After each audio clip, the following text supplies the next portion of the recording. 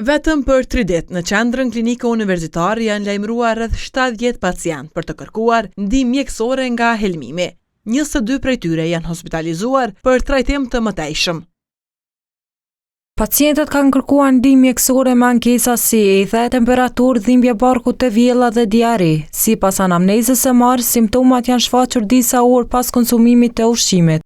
30 pacient dyshohet se janë helmuar pasi kanë konsumuar ushqim tek një biznes i quajtur Saq Pizza. Prokuroria ka filluar hetimet në lidhje me këtë ngjarje.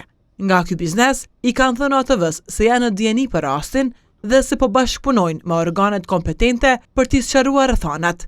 Përveç në ÇKUK, qytetarët po kërkojnë ndihmë edhe në qendrat mjekësore familjare. Ka pasur dhe më herët, nuk është hera parë që ne kemi raste të helmimit, mirë kohëve të fundit është një numër pak më i shtuar, nuk e di çka ka ndodhur, ndoshta janë edhe temperaturat e larta, ndoshta është edhe moskujdesi në mënyrën se si përgatitet ushqimi, mirë kemi pasur raste edhe gjatë ditës edhe gjatë natës. Tani ndonjë numër të caktuar nuk kemi, mirë po mund të them që është një fluks i shtuar i pacientëve kohëve të fundit.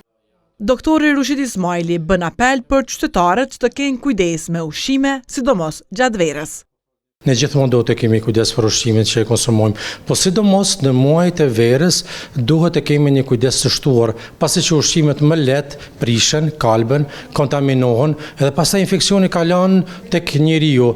Kështu që ajo që e themi është që ushqimi duhet të jetë i bazuar në perime të lara me kujdes, edhe fruta të lara me kujdes, të kujdesen që të mos konsumojnë sasi të mëdha të ushqimeve që kanë shumë krip, që kanë shumë yndyrë dhe që kanë shumë sheqer. Profesionistët shëndetësor rekomandojnë që qytetarët të pinë sa më shumë ujë në këtë periudhë.